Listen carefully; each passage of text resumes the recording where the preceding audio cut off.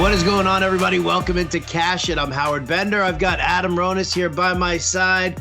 Super Bowl in the rearview mirror. NFL, we can put it way on the back burner, at least until we get to the NFL draft. It's all about baseball. It's all about fantasy baseball. It's all about, the NBA picking it back up after the All-Star break as well. So fully in the swing of things here. Adam, what's going on, man? How are you today?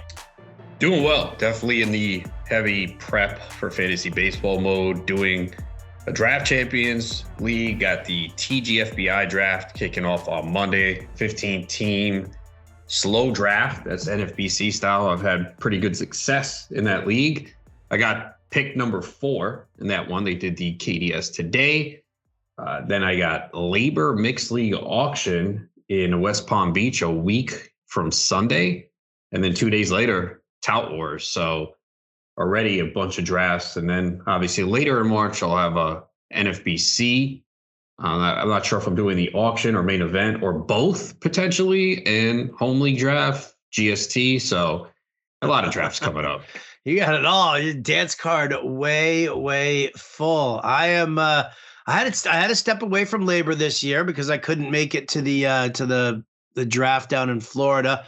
And then, there wasn't any room to move me out. I can't make Tout Wars either in New York, so I had to switch out of that AL only auction draft and go into. I ended up in the draft and hold, which is like doing a draft champions, which it also makes for some nice prep for the TGFBI because 11th pick in the draft and hold for Tout Wars. 11th pick in TGFBI, which I got to be honest with you, I'm not a fan. I'm not a fan of the 11th pick.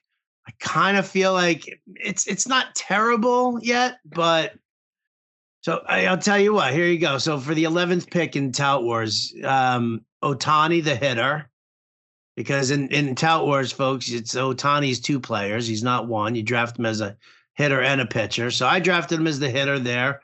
With the 11th pick, Bo Bichette, Matt Olson, Alek Manoah, and then I went and I grabbed a little Gunnar Henderson, get myself a little rookie third base as that position was starting to dry up. And you know what? I don't really know if I'm going to have too many shots with grabbing Henderson. I wanted to have him. I've always been a sucker for rookie third baseman.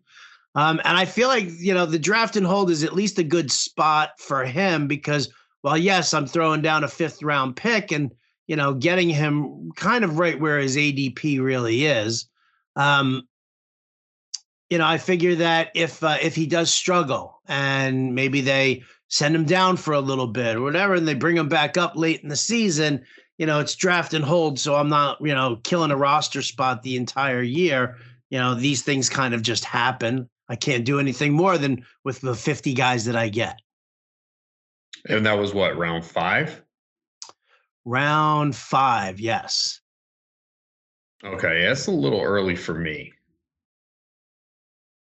Yeah, I figured it was kind of like a round early in this one here, but I'll tell you what, I'm glad that I did it because you get validation on a pick when somebody DMs you immediately after you make it and saying, "Oh, I really like that Henderson pick.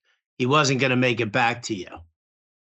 Then I felt good about it. Mike Alexander at Rotowan on Twitter hit me up immediately after my pick, so I felt very validated with that move.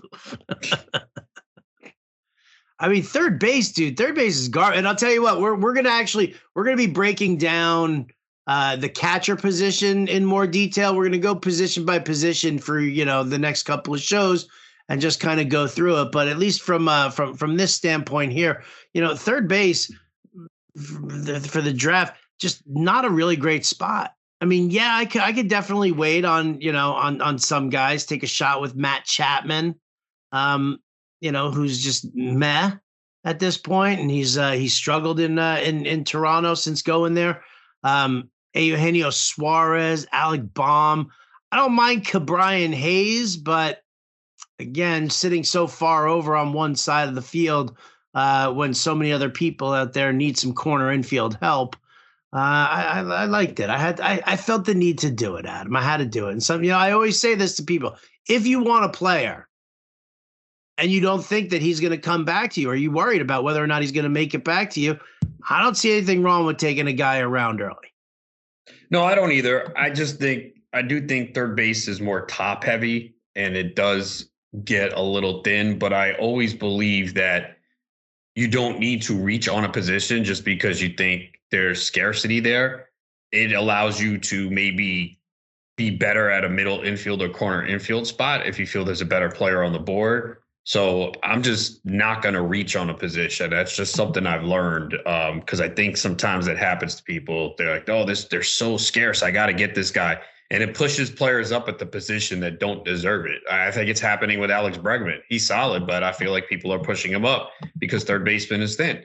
I'm not going to do it. I was like, okay, I'll figure it out. Like in my last one, I took Alec Bowman round 13, and I'm good with that because we started to see Bowman increase his launch angle last year in the second half. If you look at last year's numbers, like, oh, yeah, there's not much power there to that, but he's a young player that's improving in a good lineup and good ballpark. So I feel like there always will be someone that you can find later in the draft. So if everyone else is going to push players up because they think the position is thin, I'm just going to go in the opposite direction. And, if we know shortstop is deep. So maybe I'll have two shortstops in the first 6 or 7 rounds. I don't care. That means now I'm stronger at the middle infield spot compared to everyone else. And if you're in a 15-team league, you're probably going to be weak somewhere. You don't want to, but if you're in a very competitive 15-team league where a lot of people know what they're doing, you're going to come out somewhere light, whether it's the catcher position because you have to start 2, saves because they're so scarce. So that's the way I look at it. And I kind of feel the same way about second base. Like, that's how I view second base. There are a number of second basemen like later on who I think that I can take and I can be happy with. And I think I like that. I push second base down like that. So I didn't feel like I was reaching on Gunnar Henderson just because of the position. It's obviously he's also the player. He's power, speed. He's also potentially going to be able to throw me a 350 OBP. I think he's very underrated in on-base percentage leagues as well. So multitude of reasons there. But yeah, I mean, looking at a guy like, if I'm looking at second base and I'm looking at a guy like Jonathan India, I'd be perfectly fine going after Jonathan India, or even like later on in the game, like a Tyro Estrada or even a Luis Arias, Gavin Lux down further. I think that that's how I view that. Again, third base for me, I've always been, it's the kids at the hot corner. I mean, I could go through like a string of guys that would you would laugh. I mean, you remember Garrett Atkins? Yep, for Colorado. Hank Blaylock? Mm-hmm. He had some good years in Texas. Adrian Beltre, he was one of my guys. I mean, Beltre, yeah, he had the great early rookie season. Or was it that second year? He had 47 home runs. Then he kind of slowed down, and then he became really good again. And obviously, he was a great defensive player. Yes, defense doesn't matter. But that's like the run of third base, like the rookie third baseman that I always lock in. And I think I can get some good power speed there from Henderson. And I like the fact that I've got guys who are going to hit power for decent power and going to be able to steal some bags in Ohtani and Bichette and now Henderson, because Matt Olson ain't stealing any bags for me. He's definitely not, but elite power. Elite power. And now I just made my second pick here. A pick during the show as we were going on right now. I followed up Gunnar Henderson with another youngster, little older though, in Logan Gilbert. Very, very excited about what Gilbert brings to the table for sure. Yeah, a lot of those Seattle's pitchers are kind of going pretty early with Luis Castillo, Gilbert, Kirby. So there's excitement there for the Mariners staff. Yeah, this range of pitchers is pretty interesting here. Glasnow, Tristan McKenzie, Hunter Green, like you said, Gilbert, Kirby, Lodolo, And that's before you even start tapping into the veterans. I mean, I'm just kind of looking down the list here. And granted, this is, these are the rankings as used by Fantrax that I'm just looking at right now, where these guys are grouped together. Because that's a big deal for a lot of people. I think that some people don't understand that. And I think we've touched on this before. When you draft on the same sites over and over and over again, you're so used to what their draft room looks like or whatever, that if you go into someplace new, like this year's on Fantrax, and I don't, I don't really play anything on Fantrax at all anymore. But yeah, I mean, you just have to look for, which pitchers or which players overall are kind of pushed down a little bit further. Yeah, I mean, what I do is I'll never draft solely on the software. So my rankings are on fantasyalarm.com. So I'll just print them out. I'm still a pen and pad and cross names off as they go, because you just don't want to be in a situation. If you're just relying on the names in front of you, there's always going to be players that are buried for whatever reason, especially younger players or maybe players that sign late. They're going to be buried, and you don't want to be in a situation when you're in a draft and then someone makes a pick and you're like, oh, shoot, I didn't know he was available. Yeah. And obviously that could happen in a slow draft even more, because it's a 2-week draft and maybe you're not paying as much attention and you're like, oh, damn, I got to make this pick quick because I got to go. And you're just kind of scrolling, and you just need to make sure that you have everything in front of you, because there on every platform, every software, there's going to be players that are buried. Yeah, no doubt about it. No doubt. I think you and I can't remember. We were doing some sort of I think we were doing a mock draft at some point, and we were on RT Sports, and we just got hammered with it was just looking deeper and deeper. Oh, it was I think it was with a bunch of closers. Yeah, they were all so low. Right. Yeah. Like Taylor Rogers. I remember it was Taylor Rogers was all the way down at the bottom and not even ranked. It was crazy. Crazy. All right. So, I mean, that's what's going on right now here in this draft. Like I said, what Adam and I want to do is we kind of want to dive in a little deeper. You can go to fantasyalarm.com and check out the MLB draft guide. Like Adam said, his rankings are available. My rankings are available. This whole thing, it's all free too. And then, listen, all the strategy articles that are there. We do position specific articles. We talk about, each position has a specific author assigned to it.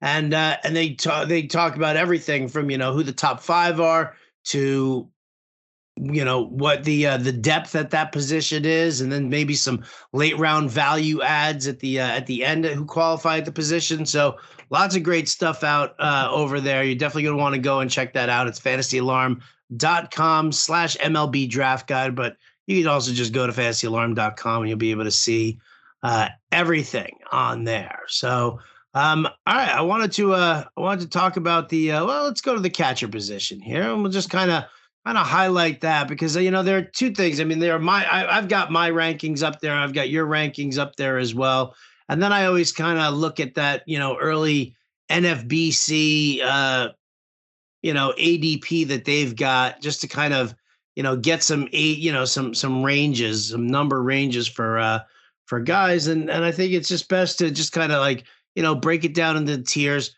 Overall catcher position for you, Adam. I mean, there are so many people who talk about the tight end position being the catchers are the tight end position of fantasy baseball. I got to be honest with you. I kind of agree with that statement for a certain amount, but first and foremost, dude, why are we still doing 2 catcher leagues? I mean, it's been around, and it does make the strategy more important. You got to decide, are you going to invest? Are you not going to invest? You're going to go with 2 crappy catchers. So I think it's just because it's been something that we're used to, and it does create more strategy. If you did just 1 catcher, then I think you'd see people wait on the position a lot. Yeah. Well, with a couple of minor exceptions, like a tight end position. There's Kelsey, and then there's everybody else. So if you look at the catcher position, if it's a 1 catcher league, I think you're still going to see guys like Real Muto, Varsho, Will Smith. I think they'll still go, early as well. I mean, where they're going right now. I mean, what am I seeing? Real Muto third, fourth round in some leagues. I think I saw him go in the second round of 15-teamer. Yeah, he goes second, third round. Varsho goes in round 3 because Varsho also eligible in the outfield, but you're clearly using him a catcher, but he's going to play the outfield. So you're getting a guy that's going to be a catcher that's not going to endure the wear and tear and will be out there quite a bit and steals bases. Yeah. So what kind of a player are you? Do you reach for the catcher position or what? Nah, I want one if I can in the Wilson Contreras, Alejandro Kirk, William Contreras range. I want to try and get one of those. I did in my first draft with Contreras. My second one, I didn't. I had to wait on the position. I didn't take a catcher until round 17. But ideally, I'd like to get one solid one if I can. And that's probably going to wind up being round 7 or 8. Mm-hmm. So like I see in my recent draft, William Contreras went round 8. He went before I went, but I don't mind him. Wilson Contreras, Kirk. So I could get one of those guys or Sean Murphy, MJ Melendez too. So like that kind of range is where I'm looking at. And then I'll wait on the second one. Yeah, I'm looking at right now. I'm looking at last night's Labor Mixed League draft also. And right there, William Contreras, Alejandro Kirk, Wilson Contreras, MJ Melendez, all in the 7th round. That's a nice little spot there. Adley Rutschman fell to the 6th round, which I actually found a little bit surprising because in my Tout Wars Mixed League draft, he went early 5th round, so more than just a full round ahead of him. So, yeah, I kind of subscribe to that philosophy too. I'm looking for catchers who aren't gonna kill me in batting average, which is obviously something that far too many catchers do. So, I look for somebody who's going to have, some pop, don't kill me in batting average. And then of course, you want the guy on the heavier end of a platoon. You want him catching 5 days a week. So, yeah, ideally for sure. And that's why you see like Realmuto goes early because of the stolen bases. And he's coming off a great year. He was 2020. Mentioned Varsho going early because again he's playing the outfield. Then you get into guys that have some flaws. Yeah, like a ton of flaws. Like a ton of flaws. You know who I do like, and I will say this. I was actually talking to Jim Bowden about it yesterday. Is Tyler Stevenson from the Reds, and I kind of like Cal Raleigh from the Mariners as well. And those guys are kind of pushed, relatively far down, like ADP wise. If I'm looking at those guys, I mean, they're 125 between 125, Stevenson at 125, and Cal Raleigh at 152. Yeah, I wouldn't mind little double tap of the late guys right there.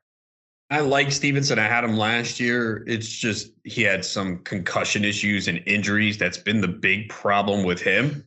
Mm-hmm. And Riley, you do have to worry about batting average. The power is really good. I had him in a couple leagues last year. Got him in some draft champions leagues really cheap. But 29.4% strikeout rate, 211 batting average last year. So yeah, 27 homers in 119 games is nice. But 211 batting average. And I really don't see how it gets better unless he cuts down that strikeout rate. He does walk quite a bit, but even in OBP league, still just 284 last year. So that's the issue with him is you're going to have to account for that batting average.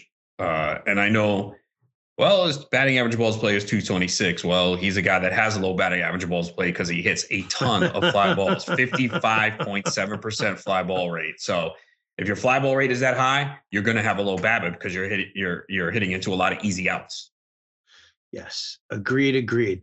I will say this, as far as like the strikeout rate, he did have some really solid moments as the season waned on. I think he, if you look at just like a month by month breakdown of what was happening for him, he definitely pulled back. June was a nice month for him. August was a great month.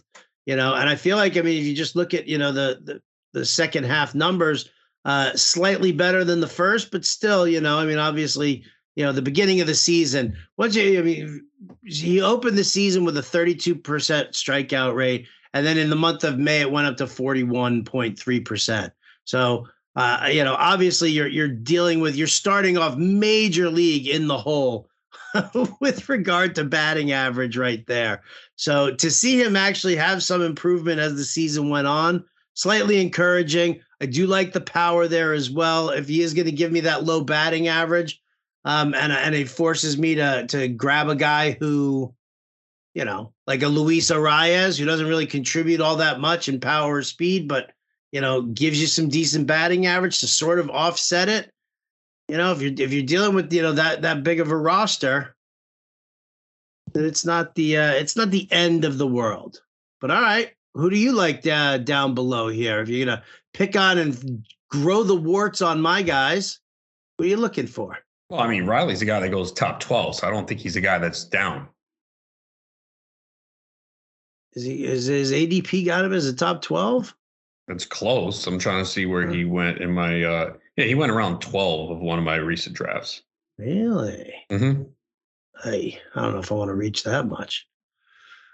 Who you all right, so you grab one guy in the Contreras, Kirk, Melendez range, okay? How far down do you go for the second catcher? Really depends on the flow of the draft, but I mean, Christian Vasquez is okay. Uh-huh. I think a guy like he's going really later, but Luis Camposano from the Padres, I think he can wind up getting more at bats than a lot of people think. I know Arenola's there, but I don't mind taking him later on. And you don't have to pay a high price tag at all for him. Logan O'Hoppy's an interesting name, but I don't know if he's going to start the year with the Angels. I don't know much about him. I really don't. I should obviously dive in a little bit. What do you know about him at all? A pretty good hitter. I think he's actually a Long Island kid. But there's talk about him potentially being up at some point this year. I thought that there's a chance that he makes the opening day roster, but pretty good strikeout rate, good walk rate in the minor leagues, hit pretty well, little power, even stole some bases. So there's a chance that he's with the big league club. If not at the beginning of the year, then maybe early on.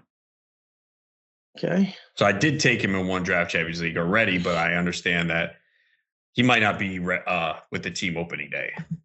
I mean, I saw that you grabbed him in that first one, but I mean, how far down was that? I mean, that was really far down. Yeah, probably 21st round. I mean, a lot of the catchers after that. I mean, you got Nick Fortes from Miami, maybe Elias Diaz because he's in Colorado. Maybe he has a bounce back season. Christian Betancourt from Tampa. So, I mean, you're talking a lot of bad catchers at that point. It's a quiet position. Yeah, definitely it's better than it was last year, though. At least I think if you're in a league that starts one catcher, then you really don't need to worry this year. Like I think there's enough good talent at the position. I mean, in a league where you start one catcher, you're good with Sean Murphy, William Contreras as your starting catcher. Like what's the advantage? Like how big of an advantage is it to And I think that it's kind of funny because if you just compare it to fantasy football and the advantage of having Kelsey over Austin Hooper. I mean it's massive there. But talk to me about the jump having Real Muto, Varsho, Will Smith. Having the one of those guys versus having a Murphy or a Stevenson or a Cal Raleigh type. Like how noticeable of an advantage is it for you? It's not. I mean, just like anything, right? There are multiple ways to win championships. So I saw some teams last year, like in the high stakes leagues. I think the guy who won the main event, his number one catcher was Will Smith. So you go, okay, wow, he had a good catcher. But then there was a team that had Carson Kelly as their number one catcher. So that was in the top 5. So it all comes down to it's just if football is so different than baseball because you don't have as big a starting lineup. So that Kelsey obviously makes a massive difference where you got 23 starting spots. So I can see a team that has one elite catcher and one decent one that can do really well. And I can see one with two subpar catchers because they're so strong everywhere else. So I don't think it makes a huge difference overall because it really comes down to the rest of your roster. Yeah. Yeah, I mean, obviously, yes, the roster size is definitely significant. That somebody who's, like that mediocre catcher, like you said, you got to be weak somewhere. Being weak at your second catcher position is probably the most ideal spot to be weak.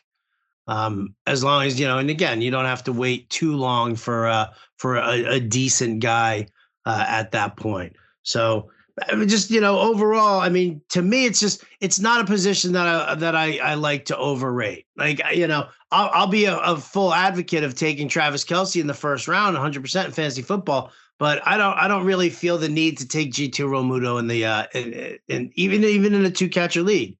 To take JT Realmuto in the second or third round.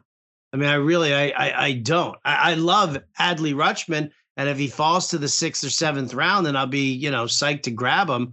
But yeah, I'm of that mindset as well, that this is just, you don't have Joe Mauer with, potential speed and batting average. You don't have, there's nobody out there that's like really, some sort of a true dominant force. And I never was in on Joe Mauer, for the record.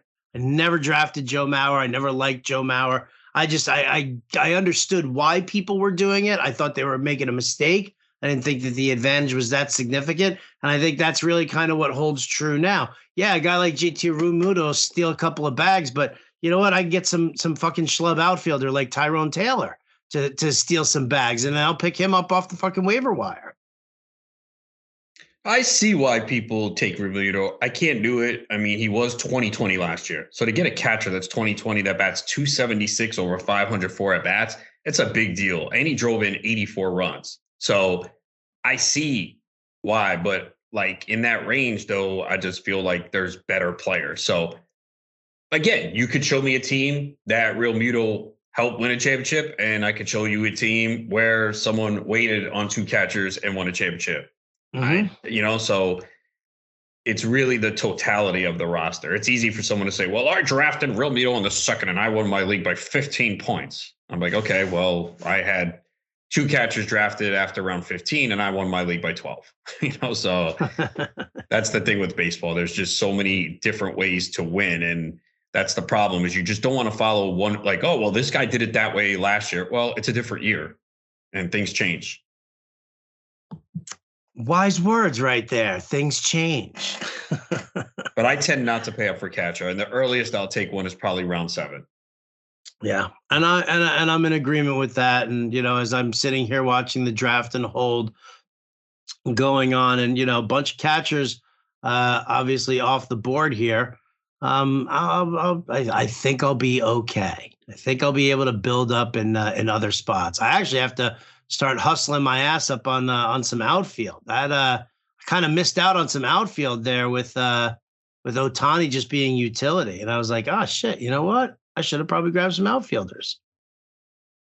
That's a tough spot. Outfield's a tough spot to get caught up in and not. Yeah, it's pretty. I mean, because you got a lot of platoons late. That's the problem. I mean, you're talking about a 15-team league where you start 5. That's 75 right there. And then utilities and bench.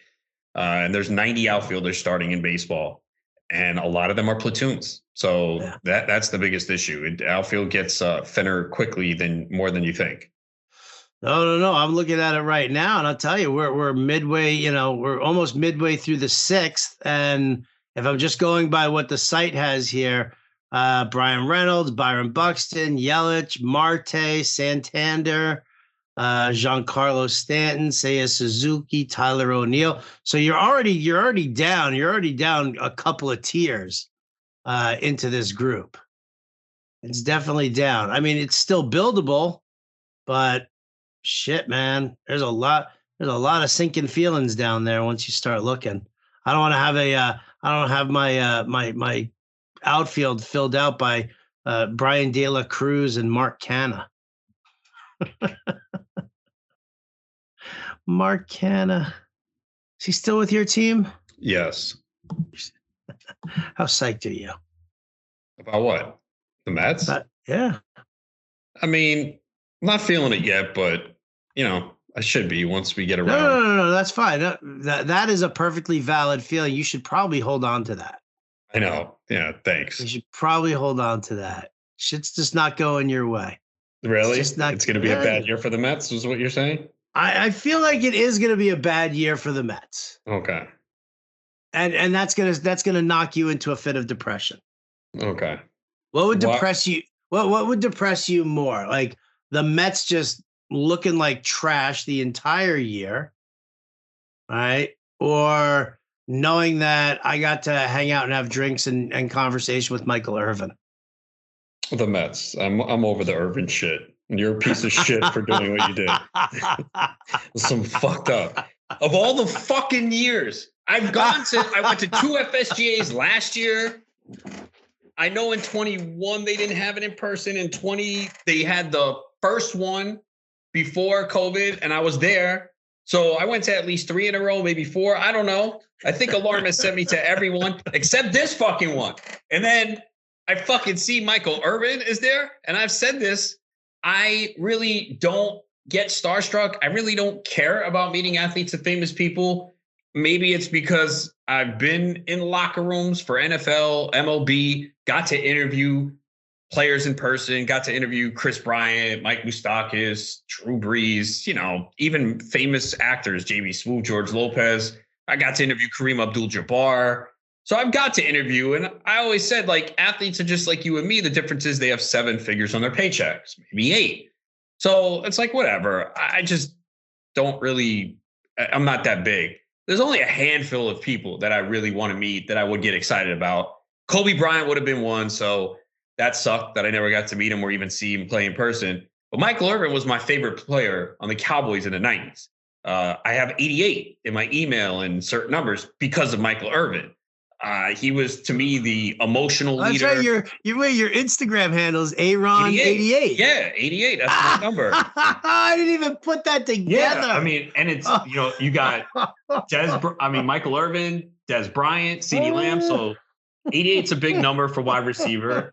Irvin's my guy, man. I loved Michael Irvin. He was so emotional on the field. I felt like he was the inspirational leader for that team. I like his personality. He was my guy, and I played wide receiver, so I always loved Michael Irvin and identified with him. And then to see him at the FSGA and you sending me fucking pictures and Lisa Ann and then scrolling through, and I was on the air with John and Peppa on the Better Sports Network. I was like, John, hold on. We know. And I fucking went off. I'm like, can you believe this shit? And John. Yeah, okay, whatever. I'm like, no, John. Look what they're doing to me. And then Lisa Ann told me, yeah, let's take pictures so we can troll Adam. And she's like, no, let's take pictures because we want to take pictures with Michael Irvin, not to troll Adam. So you're fucked up.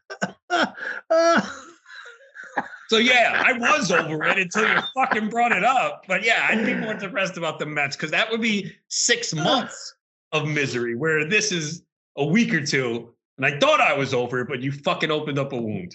I thought, yeah, there you go. That's what I'm saying. I'm gonna have to send you that picture at least.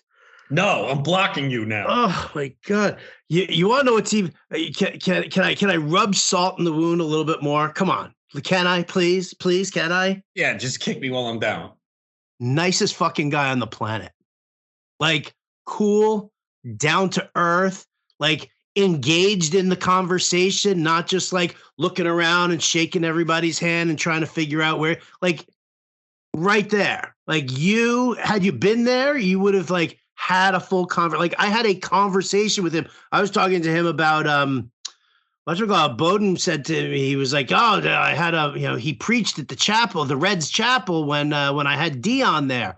So I brought that up to Irvin. He was just he's like, oh, boss man for the Reds. Yeah, I remember him. And we started talking, and he was just such a good, easygoing guy. And then, then he goes into the game room that trophy smack had, and there's fucking Irvin shooting hoops. There's Irvin playing fucking beer pong. I mean, it was just, dude, he is like literally like the nicest dude in the world. Like that was, they say you don't want to meet your heroes. He wasn't even my hero, and I was just like, really good fucking down to earth guy, man. I am definitely a fan of Michael Irvin.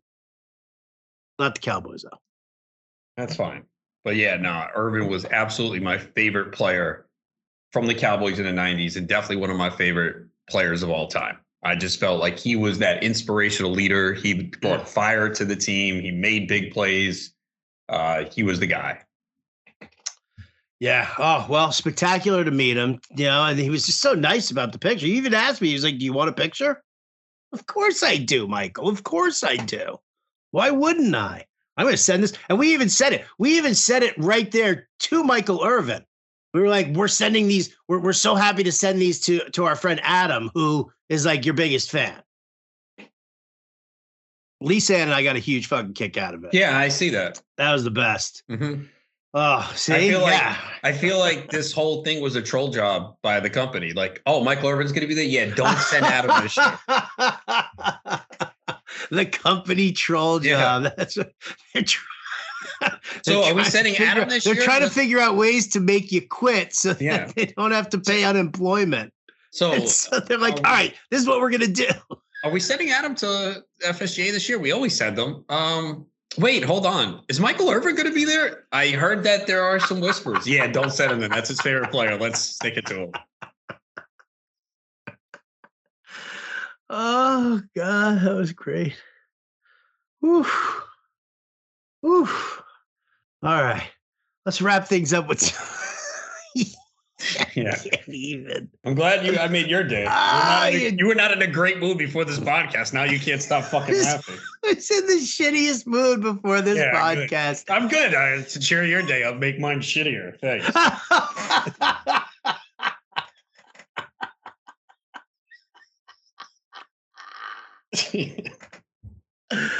Oh shit, that was great. That was great. See, now like you're gonna have to go and do a show with Fensty, and you're gonna be all curmudgeon-y. Put me more in depression now working with Fensty. And now I'm gonna go off. I'm gonna do a show with Jim, and he's just gonna want to talk baseball, and I'm like, no, I gotta tell you about this story again. I've already told it on the show once. Now I get the follow-up to it. Oh, my Lord. Oh, I'm crying over here. I'm crying. Whew. All right. So, yes, let's wrap things up with a little NBA talk. We're recording here on Wednesday. First day back from the All-Star break is Thursday. So, big 9-game slate. For Thursday. First of all, I mean, how was the All-Star weekend for you? Did you watch any of the stuff? Did you watch I hear everybody's crapping on the slam dunk contest. No, it was good this year. Oh, okay. I mean, like in general, people always did. I didn't check in on what was going on in the All-Star break. I just figured I'd ask you. Yeah. No, they had so the Sixers recently signed this guy, Mac McClung from the G League, and 6'2" white guy. And he was phenomenal. He won the dunk contest, and you could see it. I think as people started doing research and saw some of his dunks, they said, yeah, this guy's going to win, because he was like an underdog, and then he finished like minus 120, I think, to win it. And he did. I mean, and he converted all of his dunks on the first try. So they didn't have any big names in it. That's been the problem. But he definitely brought some juice to it. For the 3-point contest, I had given out 3 guys that I liked, and I had 3 wagers. I had Buddy Hield, who had won it a couple years ago, and I had money on him the year he won.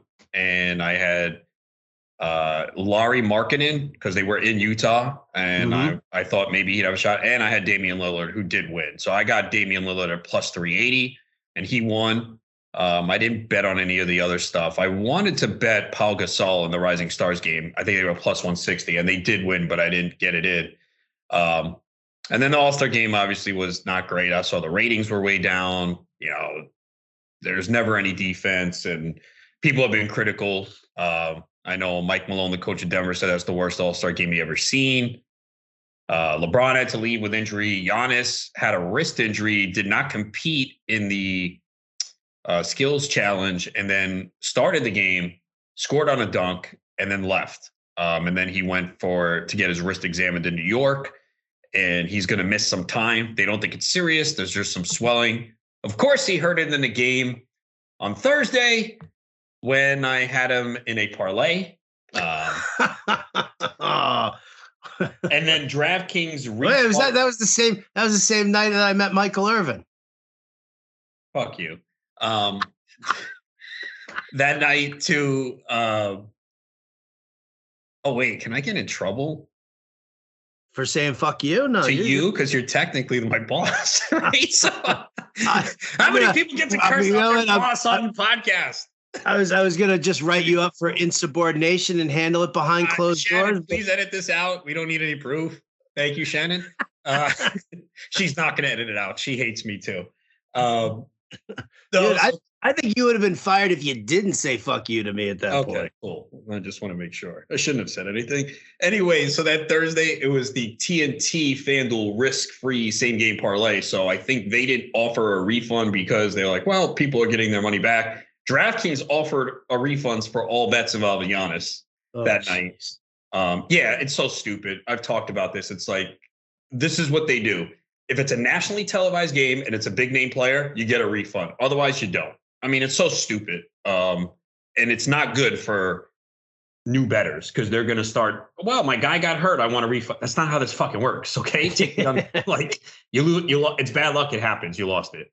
But yeah, I know we talked on the last podcast about parlays. I did hit a plus 409 parlay, but 6 of my last 7 parlays that I have lost have all been my one leg. So I had a same game risk-free parlay that Thursday night with the Clippers. And who did they play? I can't remember. The Clippers and someone. And the one leg that lost was Kawhi Leonard to score 20, which, Kawhi Leonard scored 20, easy. He started the game 0 for 10. He didn't score in the first half. He wound up finishing with 16. But yeah, the NBA second half should be exciting. Kevin Durant should make his debut with the Suns soon.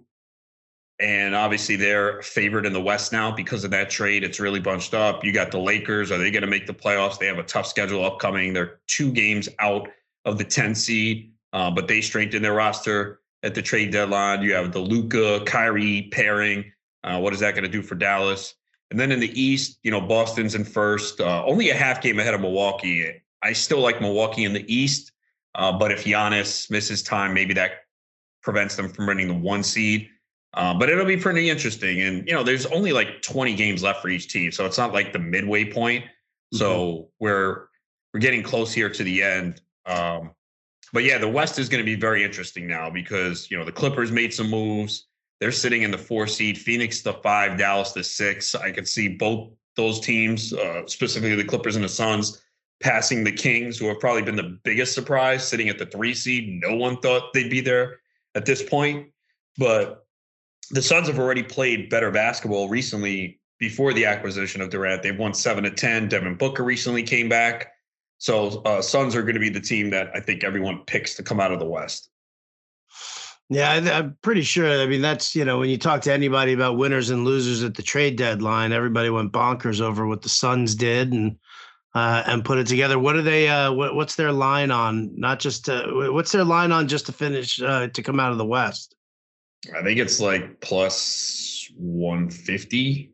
Okay. Let me see. But I know the trade deadline. I think after the trade deadline, it was like plus 350 or something like that. Still. So the day of the trade deadline, they were plus 1,900 to win the title. So if someone had the foresight to say, hey, they're going to make a big move, shit, put that would have been crazy, right? Yeah. And I did see a couple people say, yeah, maybe, the books obviously are very quick with that stuff, but I think there might have been a couple that were up there. And some people I just grabbed plus 1,900. They are plus 425 to win the title on DK.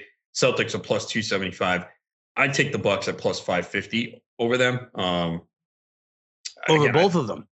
Yeah, I like the Celtics. They're good, but I like the Bucks, man. When the Bucks are completely healthy with Giannis, And they haven't really been the whole year. They've been playing without Bobby Portis. Chris Middleton is still on a minutes limit. He has not played more than 25 minutes since he's come back from injury over the last couple of weeks. So once this team is whole and they acquire Jay Crowder, a good veteran presence, Joe Ingles missed a lot of the year with coming off a torn ACL. He gives them a nice 3-point shooting presence. So I still like Milwaukee. To win the conference, the Suns are the favorite at plus 235, then Denver at plus 390, Clippers plus 450. I mean, people are going to talk about the Warriors. I will not bury them and not cut them out, but they have been mediocre all season long. They're 500. They're 22-7 at home, 7-22 on the road. Curry's still out. Yeah, they're dangerous, but they just haven't shown much this year. They're not the same team defensively. And right now they're in the play-in game, but they're only a game out of the 6. That's why the West is so interesting. Like, it is so bunched up. From the 3 seed and the 10 seed are separated by 4 games. And the 3 and the Lakers, who are 13th, are separated by 6. So there's going to be a lot of movement, and that seeding is going to be pretty critical to see how far you go in the postseason. All right. The East is not as interesting. Like, I'd be stunned if we don't get the top 4 teams in the semifinals. Okay.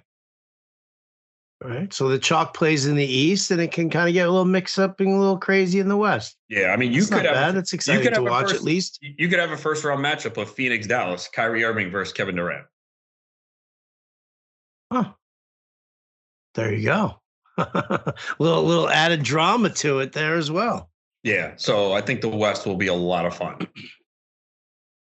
Nice. All right. Well, I guess we'll wait and see how everything kind of ramps up. As always, you guys can check out Adam's prop article over at Pickswise.com to get you NBA on in there.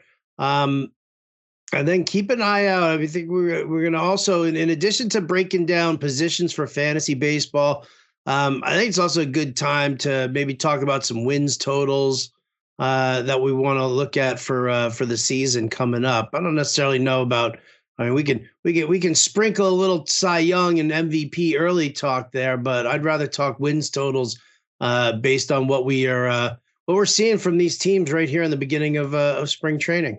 So lots more to do it then. We'll make sure that we leave some time. Today we're up against our shows and recording them there. So we'll figure it all out, peoples. We'll figure it all out. But in the meantime, Adam, any final thoughts, parting shots? Do you wanna see some no, never mind. I won't tell you anything. I won't tell you any more Michael Irvin stuff. Yeah, thanks. I won't be mean to you. Yeah, you were mean enough this entire podcast. Yeah, I'm just lashing out, man. That's really what it comes down to. It's my own demons, my own inner frustration with things going on in the world, and I'm just lashing out on you, Adam. That's kind of what happens. That's what I'm pretty sure that's what love and friendship is all about. Is you being able to accept those moments where I'm just lashing out. I'll do my best. Well, with that kind of an attitude, man, then I am not going to send you the Dear Adam letter that Michael Irvin wrote out on a cocktail napkin for you. Yeah, I'm sure he did. You would have sent it by now. No, why would I do that? No, I got to laminate this shit, put it in there. Imagine Michael Irvin's handwriting saying Dear Adam Ronis. Yeah, I can put that on my wall. You could. Indeed. That way, when you're doing live streams, we can see that handsome mug of yours on one side, and boom, right over your shoulder. The playmaker. Best present you ever got. I didn't get it for you, though. Sorry. Yeah, I know you didn't. I can't count on you for anything. That's not true. You can count on me to give you a fucking hard time. That's what it's all about. All right, we'll catch up with you guys all next week. As always, thanks for listening, liking, and subscribing the Cash It Podcast. For Adam Ronis, I'm Howard Bender. We'll catch you next time.